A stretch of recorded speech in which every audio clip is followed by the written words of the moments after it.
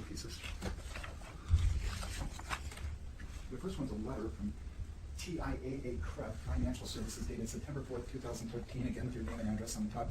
Are you familiar with that document? Yes. Tell me what that document is. That's notification that I had received an inheritance, or would be receiving an inheritance from a deceased aunt. And does it indicate whether or not that would be received in one lump sum or over a period of time? It's available as a lump sum payment. And is that how you received it? Yes. Do you recall the total amount that you received? Net of the taxes on it, I had to pay, I still owe the federal government money.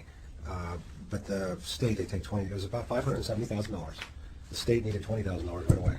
So they netted that from it to the $550,895 that you see there. So I'm also holding in my hand what appears to be a Selco Select checking transaction statement from October and September of 2013. Correct. I think behind that are all the months. Right, every from expense. 2012. That's why when he was talking about expenses, I got confused because all of my expenses are all in my statements right there, every last one of Let's them. look at the question. Sorry. I'm going to ask you to look midway down on the first page to the entry at September 1st, 2013. Yes. And ask you to identify that deposit. Deposit is $550,895.96. So does this reflect the $20,000 you paid to the Oregon? That's correct. That's the net of the 20 You grand. paid the $20,000. That's correct. Mhm. Do you expect any further No, distributions from this inheritance? there is no further distributions from that inheritance or any others that I'm aware of. And it was $107,000 that you paid the LLC back out of that inheritance? Yes, as shown in the statement to Clark Properties. Is there any objection to any of these two documents that I had a question about this one. There was a number, there isn't any number on this particular statement. It just identifies it as an annuity. Is that correct? It looks to be a death benefit claim form. But it doesn't say any amount. I don't see any amount. I have no objection. Those will be received as two documents? So there are two documents. Let's go ahead and keep them separate. That will be 6 on the TIA CREP. It'll be 7. Oh, 7, I'm sorry. That KBS was 6. What did you have as 6? KBS. KBS was Oh, 7. okay, great.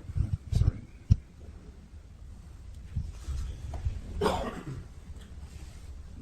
And the 8th exhibit would be the checking account statement from Selco. And I have that as exhibit number 8. Do you have any other checking accounts? No, just the Selco account. So by looking at these Selco records, we can see all the transactions. Every, you have in your own right. account. And I also have the credit card accompaniment to that at Selco. I do all my transacting there in one connected account. Is the Selco account connected to your credit card? Yes. So all of your expenses and income. Every last one of them. That's why I'm, never mind. Would be reflected in those statements? Yes, sir. All right, let's go to those.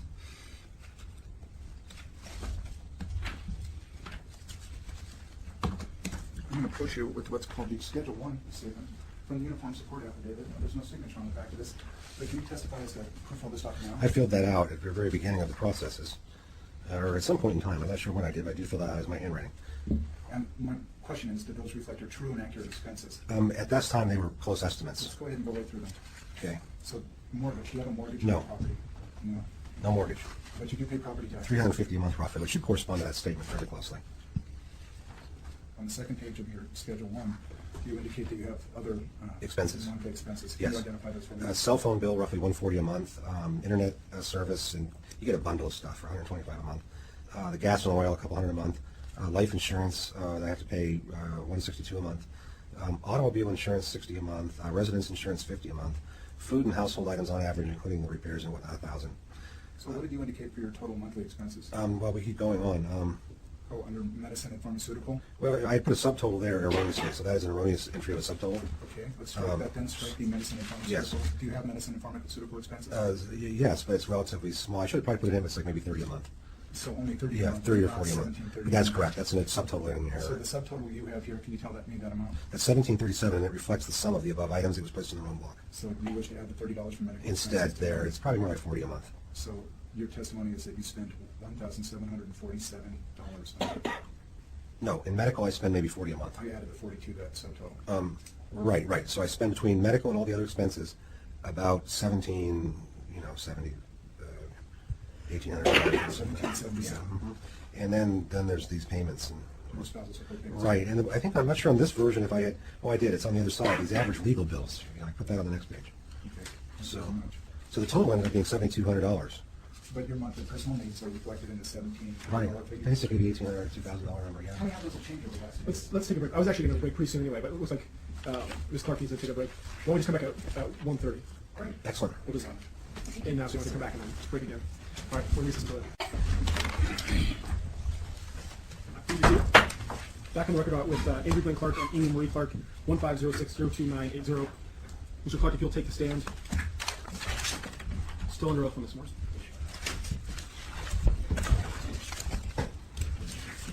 Thank you, Your Honor. I believe that we were still on Schedule 1 of the uniform support affidavit, and we clarified what your monthly expenses are. Yes. At this point in time, I would ask Mr. Newton if he has any objection to the entry of that document into evidence. That'll be Exhibit 9, I think.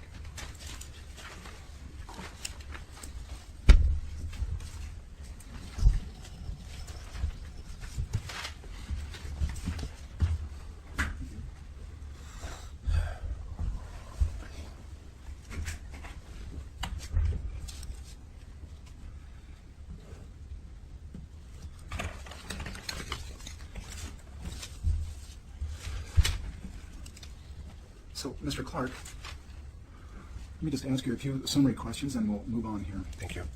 Tell me about the standard of living established. Well, let's go ahead and start. What's your current age? 55. What's your health? Good. How is your health? Emotional and physical? Emotional, not so great due to circumstances, but I'll survive. Physical, decent. Tell me about the standard of living established during the marriage, and I'm speaking the last 5 years of the marriage, and then how that's different now. I'm going to object to that because that's already why we have a general judgment about the standard of living. I mean, we're just relitigating the original issues from the dissolution of marriage. I'm guessing what you're going to do is contrast what it was then and what it is now. I'm hoping to, Your Honor, there's just a paucity of findings made in the judgment, and there's no declarations other than the recitals made in the marital support agreement. So in regards to establishing what the totality of the circumstances are, I'm relying upon the statutory factors just to run it up through them summarily and hopefully get to a place where we can see what changes have been made. All right. So it'll be overruled. The understanding I'm really just looking at it for the change in the circumstances. Yeah, I'm going to speak fast. So tell me how your standard of living has changed since the marriage. You know, before the marriage, I lived in a bedroom in the downstairs of a house, and you know, now I live in a house. I have the same car, my same 2003 Ford Focus. You know, we never really had extravagant tastes or anything like that in terms of generally accumulated in property. In other words, all the money went into either bank accounts or property. So it wasn't like we lived this high lifestyle of jets and stuff, all this money when we were married. The money wasn't used on the offspring, and it was used to furnish the house for a long time, but mostly just to accumulate the assets. That's where most of it went over the years. Was a key way that I was making good money. Prior to the mortgage. Thank you. Thank you. You spoke earlier of your certification or your license application that's currently pending. Yes. Do you have any other training or employment skills? Not really. The CPA is very old. I never was licensed as that thing that Mr. Newton provided the court. I never had a CPA license. I passed the test, but it's been so long, that it just speaks to my abilities is all. Now, here we have the question of your work experience. Do you have any work experience outside of a mortgage broker? Not really. I've been doing mortgages. There's mortgage brokering, and then it's a broad industry. And so I presumably, but in this town of Eugene, the only part of it that's around here is origination for the most part. There's very minor servicing and other functions in this area. Have you sought gainful employment with any other mortgage broker firms? Have I? Yes. Not as of yet. What are your hopes in that regard? Hopes aren't good. First of all, it's 50-50 whether I'll get the license renewed, and that's in process, as mentioned. I've given you that document. Secondly, the market is way different than it was. There's fewer loans being originated. 40% of the sales last year were cash sales, as an example. It's a whole different market. The Dodd-Frank changes that I referred to took the money out of the business. Are you hoping to remain in the area of Eugene? I really do need to for my folks. Of all their offspring, I'm the only one here. They need me every week, and they'll need me. And every day gets closer. How old are your parents? Well, my dad was born in 26. My mom was born in 32. How often do you see your parents now? I see them every weekend at least. I usually go up there at least once, but most often twice. Because at this point, my dad, he kind of really doesn't need help. I mean, he can get around and everything. It's just he can't do the things like climb a ladder and change a light bulb that he might have done. So if he falls off, he's a goner. So things that he could maybe do, I really need to do for him now. Now, earlier you testified regarding your Schedule 1, what your financial needs are, and you spoke some about your assets. Right. And I'm still left with the question of, without any income, how did you manage to pay for your living expenses over the past 2 years? It's borrowed from my folks. They were generous. You see from that ledger. They were generous that way. Now, you mentioned also that you share your household with your domestic Correct. partner. And her son. Do you anticipate that continuing? Well, you know, you never do no day-to-day, do you? But yeah, I did yesterday, and for 8 years. You figure it well tomorrow. What's her contribution to your household income? She pays some food, the gas, the electric, the garbage. That's why I didn't list those expenses on my sheet. So she she doesn't pay any portion of the expenses you list on your sheet? Right, no portion. That's why there's no gas, electric, water, or trash listed there. And one of the factors we have to consider is the tax consequences to each party. Now, with alimony, my understanding is you can have a tax advantage from paying spousal support. Have Yes. you enjoyed a tax advantage from the spousal support? Well, it's you get to net it from your income. So if you want to call it an advantage, yes. Without any income, has it There's no much of an advantage. But each year, because I've had to liquidate assets, it's worked out so far. Now the assets are gone. So, You understand what I just said? for example, in the 2012 tax documents that we looked over earlier, you had a distribution from your IRA that you had to count as income. Were you able to offset that income with your alimony payments? Yeah, that'll net it out at the bottom line there. You know, again, I'd have to really get my tax accountant on that. It's not that complex. I just didn't look at it myself. But yeah, you get the picture. I mean, if you look at my tax returns, my only income for the last couple of years is liquidating stuff. Okay, so let's talk about the resources you provide for your children currently. I understand, is there a trust that the home that they live in is covered under, to your understanding? No, it's in Amy's name. I'm sorry, the home? What's this? I'm The sorry. home, or is there, how are your children currently cared for? I do not know. I'm not privy to that information. My understanding is she does not care for them. I do not know that for a fact. Were trust assets established between the marital settlement agreement and the judgment to care Yes. for the children? I'm not sure between the judgment, but since the MSA, trusts were established of which I have no knowledge.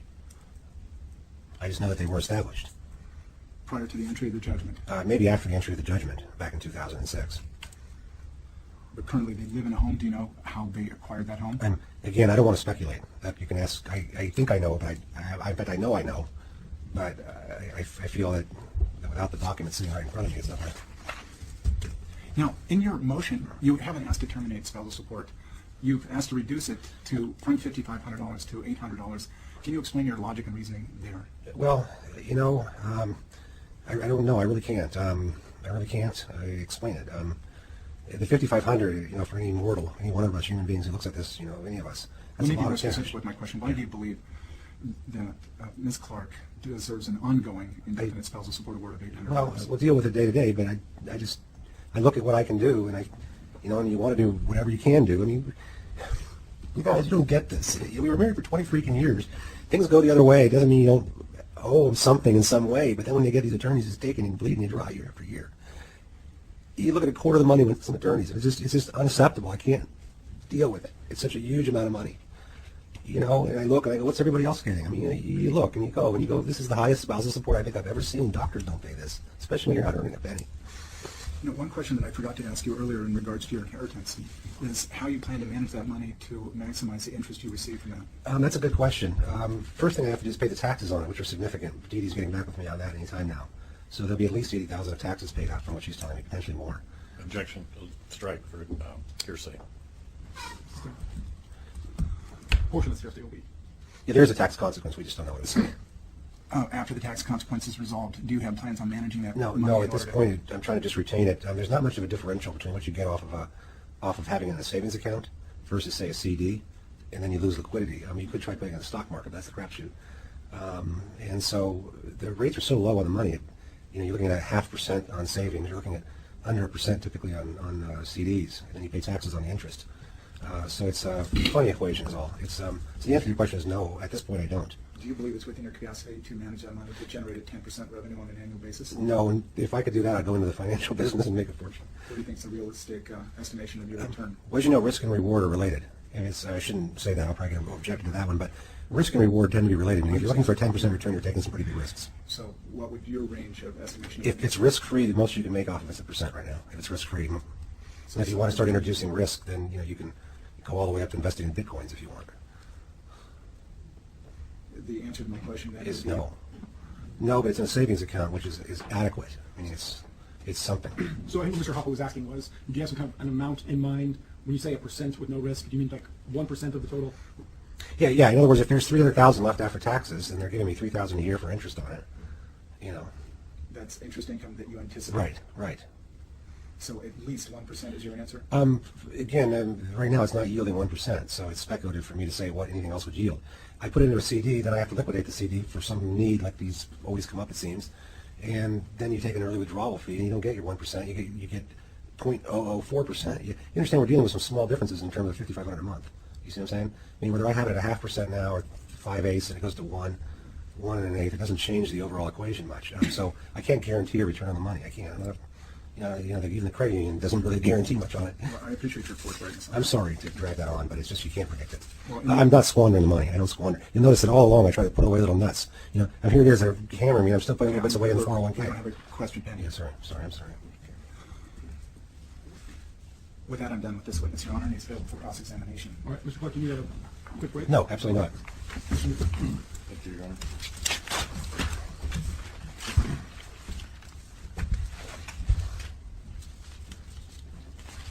Mr. Clark, I wanted to start by looking at the declaration you filed in support of your motion. And I'm looking at page 1 of your declaration, and at the bottom, looks like line 26. It says you struggle to pay the support and have exhausted all the financial assets at my disposal. Is that a true statement as of right now? When was that done? Your Honor, I'm going to object because I believe the line of inquiries need to remain within the scope of a direct examination, and I just need to know where you're going with this. I'm just When I asking first what- filled that out. Hold on, Yeah, Mr. Clark. sure. The declaration that he filed. All right, so overruled. Okay, should I answer the question? Yes. When I first filed it, I had not received any inheritance. I had no idea what the amount might be.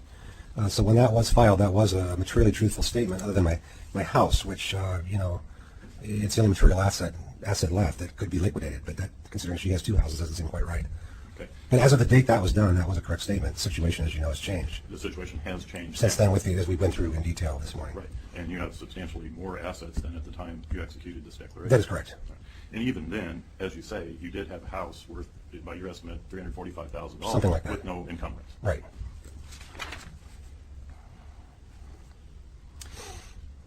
You stated on page 2, paragraph 5, that you were fired from Wells Fargo for reporting technical violations per law and company policy, and we'll probably talk about this some more, but as I understood your testimony this morning, when you were fired for using a vulgar or a bad term with a human resources person in Des Moines? Well, there's actual reasons and then stated reasons, and so that what I wrote there is what I feel is the truth. Okay, but their stated reason was your remark? Right. Thank you. That's the official, but again, it's still being debated in courts. In paragraph 8, you say that the actions taken by Wells Fargo in response to your reporting have completely and totally destroyed your professional reputation and imperiled your ability to work as a mortgage broker. What do you base that on? You haven't applied for any employment. Would you hire me to do your I get to mortgage? ask the questions. Right, I got it. It's a sales position. We talked a little bit about the licensing this morning. We talked about how even right now, despite having met all the other requirements, they're still dragging through the civil matter even though it's over. Okay. During the time frame in question, Mr. Clark, how do you know that what happened at Wells Fargo has affected your professional reputation in your line of work? in my opinion, again, licensure, it's a question of my licensure, so that's is that acceptable? Well, that gets to kind of part of. And then the matter, if- but wait. right. There could be different reasons, I suppose. Let's go to the next You're one. stating in this declaration. Have you Googled that my your name? reporting caused the destruction of your reputation, and I'm asking, this is separate from the Yeah, license. their issue. response to my reporting caused everything that happened to me in the last 2+ years. No potential employer has stated anything like that. Have you they? put into Google my name? No, I Because just it comes asked- up and there's the federal case. Okay, that's what's called defaming, is when your name is out there in a publicly available format. So has anyone told you that they wouldn't hire you? No, they have not. No. But again, I asked I to understand come. that Yeah. it may be different than what you're saying. but Yeah, right, exactly. The narrow question is. It's would you hire me? Is the We'll question. come back to later about what may or may not have Right, affected thank you. professional reputation. Appreciate it. In paragraph 9, you say that the litigation brought by Wells Fargo, which was the first litigation, has utterly disrupted your emotional well-being. Now, wasn't your testimony that you haven't sought out any therapy or medical help? Of any I don't feel it would do any good because, again, as I testified this morning, that's a knee-jerk reaction. Go to a doctor. Well, if your situation truly is that bad, you need to deal with it outside of the medical realm. You have to take it and deal with it legally. You understand that I don't have a mental problem. You don't go take the limited resources you have and go spend it on doctors when you're being. I need to pay her before I pay my own doctors. Okay. Okay. That same paragraph 9 says the Wells Fargo litigation has totally and completely occupied all my available time That is correct. and seriously interfered with your ability to seek alternative employment. Absolutely. There's never a month where there's respite in what they'll dish out, and then how I feel that I must respond because of what's right and wrong. It just hasn't been seen by a court yet. It will. Okay. 100% of your time is taken. I get up early in the morning. You must know. He knows. Just say it. He knows. So we'll go ahead and answer the question. I spend enormous quantities of time. They must have been astounded when they seized my computers and found the sheer volume of the work I've done over the last 2 years. You're not represented by an attorney in either the prior action where Wells Fargo was the plaintiff, nor the current action. I'm getting the representation in the current But action. you're not. You haven't as of yet, Right. It's correct. and you never did in the first. Mr. Newton, I had $20,000 in an account, and I went to get a lawyer, and you took the money out of my account on a garnishment. Is that a no? That's a no, and I asked the federal judge for an attorney, and he kind of laughed at me. You have to know Judge Hogan to appreciate that one. And then in paragraph 11, your employment being terminated and your reputation being destroyed, that's the unanticipated substantial change you're relying on. Is that correct? That's the primary. And there's a lot more. I mean, if you want to put it in a summary way, and parts of it, yeah. Paragraph 12 says my monthly income currently is 0. That is correct. Essentially, I mean, the $20. This was a little bit of interest income that wasn't. What I'm saying. I mean, Mr. Hoppala was noting that there might be a few thousand now of interest income. And you received $2,000. Please received a little over $7,000 in dividends from your Clark. Now that was in 2012. That's, I think, what I said. Right. Yeah.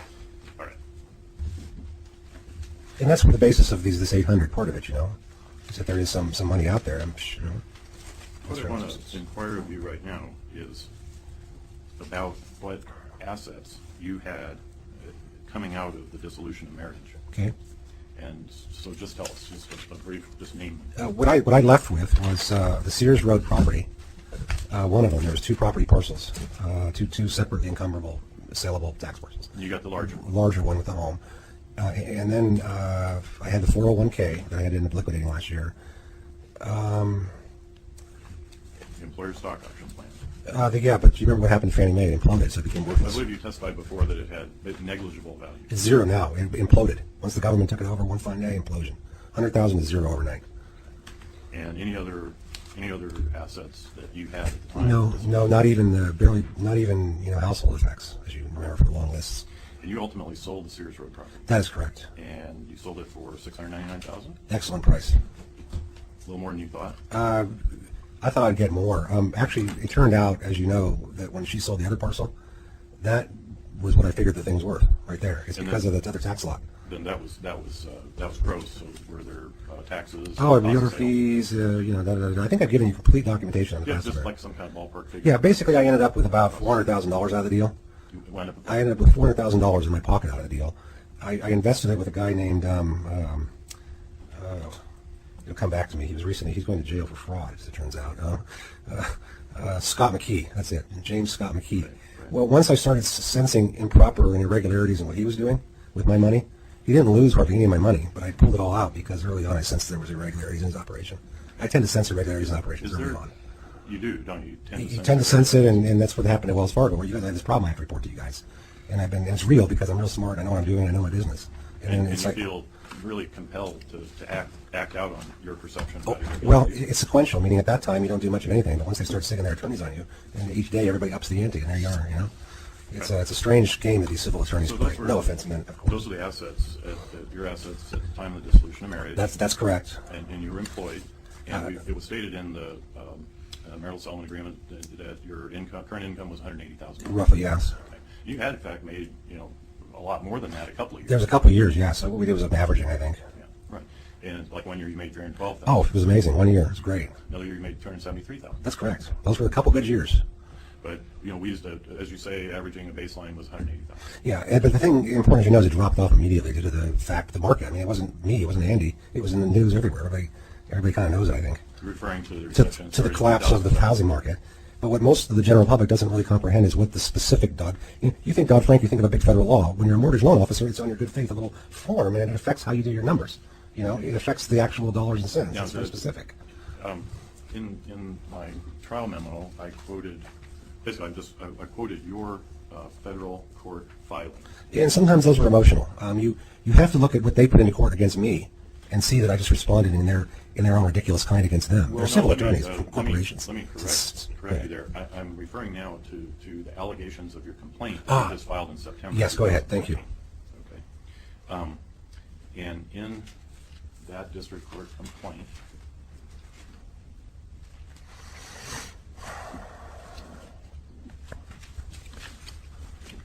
are the allegations in your Yes. complaint? What accurate? it is that there's Well, just this. answer yes or no, Yeah, and- yes, I based my complaint on a similar case against them in Maricopa County, Arizona. Okay, but the question is, are the factual allegations Yes, about the you? factual allegations. Correct. Well, again, I'm not an attorney. I did the best job as a pro se I could To state to simply facts. tell the facts. Okay, I alleged racketeering with the underlying crime of kidnapping because of the use of corrupted police. I'm just asking about just facts, not Got it. law Thank you. theories. So the factual allegations you made, is to the best of your knowledge, are true. They're absolutely true and documentable with paper that's external to myself.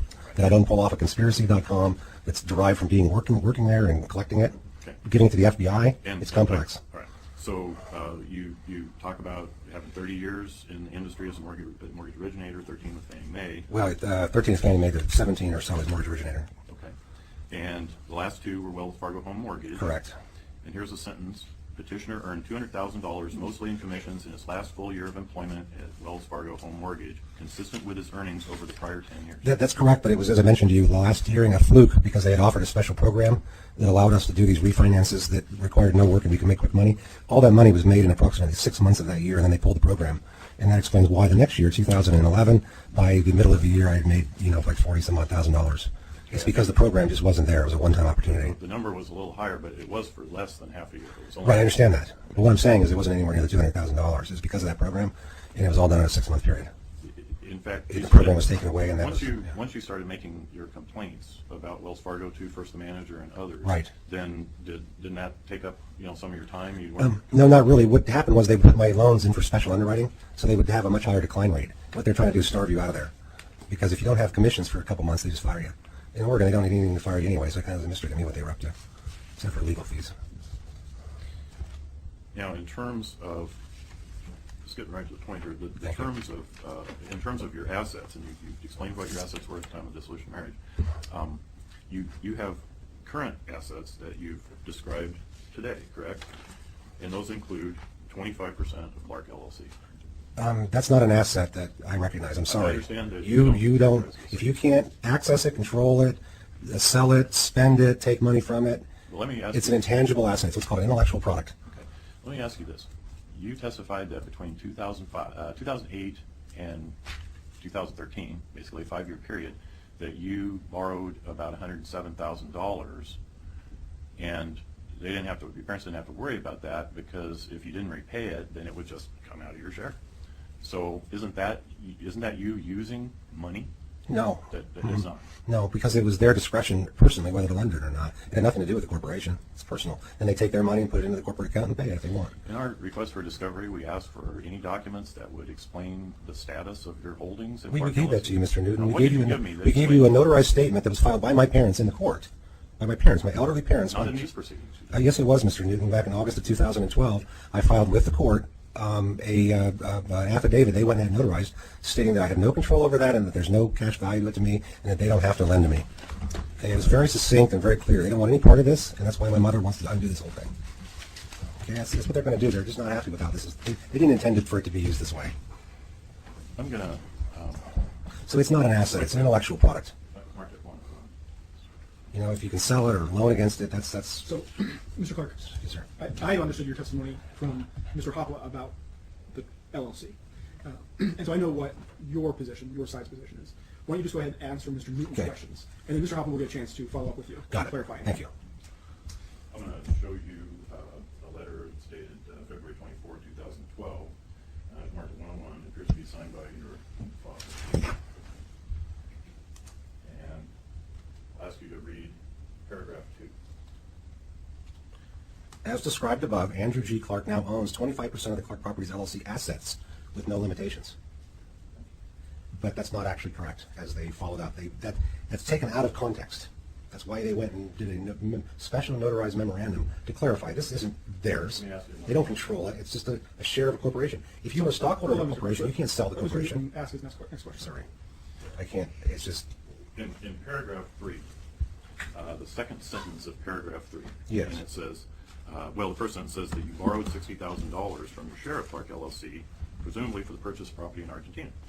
Second sentence, there was no formal loan document since he was, in effect, borrowing from himself. no, there was a loan document my dad did.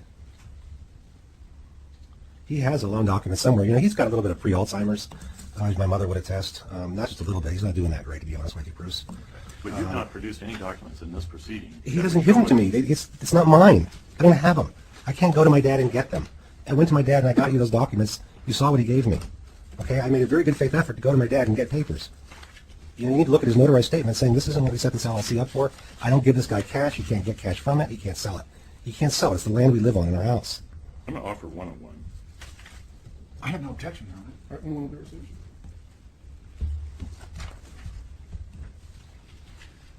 No, I would start off by asking you about what your, So Ms. I'm sorry, Councilman-